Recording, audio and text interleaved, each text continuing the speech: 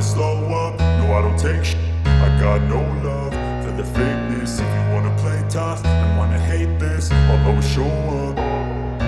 I don't ever slow up, no I don't. Jadi begini ya, sehubungan dengan pertanyaan itu, saya sebagai kader Golkar sangat mengapresiasi undangan itu ya, dan sangat bahagia sebagai kader karena salah satu kader Golkar yang kebetulan ketua umum kami ya Pak Erlangga Hartarto mendapat undangan khusus ya dari penyelenggara Piala Dunia yaitu Qatar.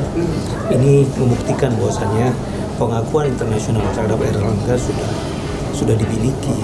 Nggak mungkin diundang kalau dia tidak ada pengakuan.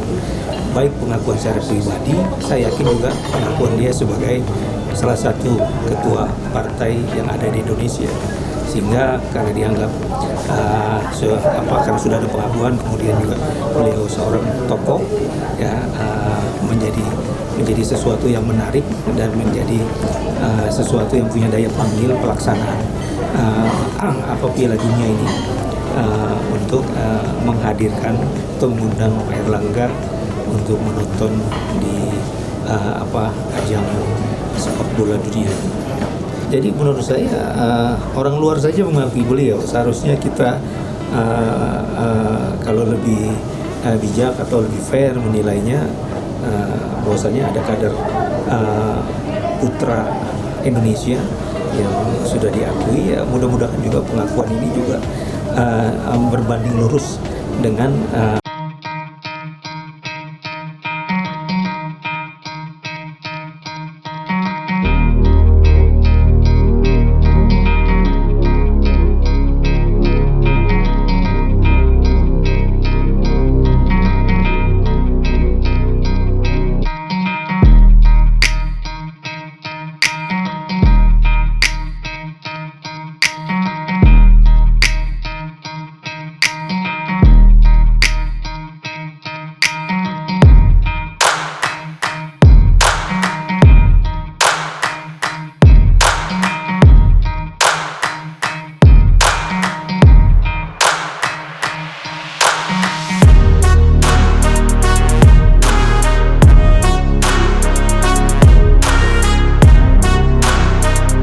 saya meyakini bahwasannya pertarungannya semakin ketat karena sudah pasti partai-partai akan mendorong kader-kadernya yang terbaik untuk ditawarkan kepada masyarakat. Bahkan kalau saya mungkin sekarang ini sudah calon anggota legislatif yang elektoral partai. Kalau dulu kan partai yang elektoral caleg gitu ya. Sekarang kecenderungannya seperti itu karena ini konsekuensi daripada suara terbanyak. Nah karena itu ke depan ini partai yang tepat menempatkan calegnya pasti dengan sendirinya dia akan keluar sebagai pemenang. Itu kuncinya. Karena itu Partai Golkar berusaha semaksimal mungkin untuk mensajikan, menawarkan calon-calon anggota legislatif ke depan yang paling tidak mempunyai daya panggil, dan kemudian juga bisa diterima di masyarakat. Nah mengenai strategi, saya pikir mahal atau tidaknya biaya politik itu tergantung dari kita. Kalau kita memulai politik ini dari jauh-jauh hari, memang ini butuh stamina. Segala stamina perlu kita hidup. Tapi itu bukan semata-mata juga dengan uang. Kalau kita komunikasi baik di tengah-tengah masyarakat, hadir saat masyarakat mempunyai kedukaan, hadir masyarakat pada saat ada hajat atau acara-acara, itu mempunyai nilai yang kadang-kadang sulit dilupakan oleh masyarakat, apalagi dalam kesusahan. Walaupun kadang-kadang kita juga hadir di tengah masyarakat, kita tidak bisa menyelesaikan kesusahannya itu, tapi dengan kita hadir saja, dia mempunyai nilai yang beda. Nah karena itu kalau kita mau jadi caleg, perbanyak komunikasi, perbanyak ada di masyarakat, dan harus dimulai dari jauh hari. Nah kalau kita bisa melakukan itu, saya pikir politik akan menjadi biaya murah, dan kita mau minimalisir yang namanya transaksi jangka pendek. Jadi komitmen kita jangka panjang. Nah kalau kita tidak mau capek, ya konsekuensinya ya kita mainnya di ujung-ujung, tapi konsekuensinya kan banyak sekali energi yang harus kita keluarkan pada saat kita mainnya di ujung-ujung baru kita main. Tapi waktu ini masih ada. Jadi kan 2024 ini menjadi pertarungan, ibarat kita menjadi pelari, pelarinya itu pelari maraton, jangan pelari sprint.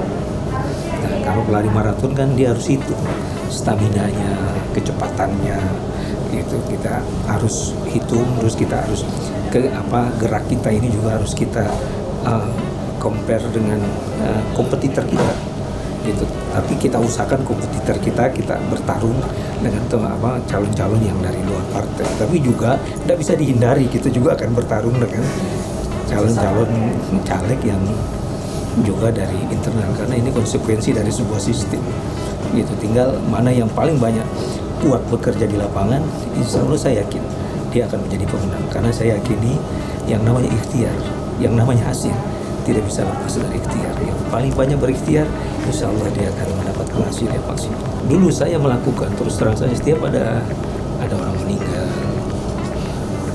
paling tidak saya buat tiga karton aqua. Itu kan ya harganya nggak seberapa gitu. Seperti itu saja yang menurut saya mampu untuk melakukan itu gitu. Nah, kalau ada orang hajatan, kita lebih karena hajat bisa 5-10 karton. Nah, kalau kita rutin melakukan itu dan ada kemampuan juga kita lebih untuk mengasihi apa yang kita berikan, itu yang saya sampaikan tadi, ya tidak gitu. Karena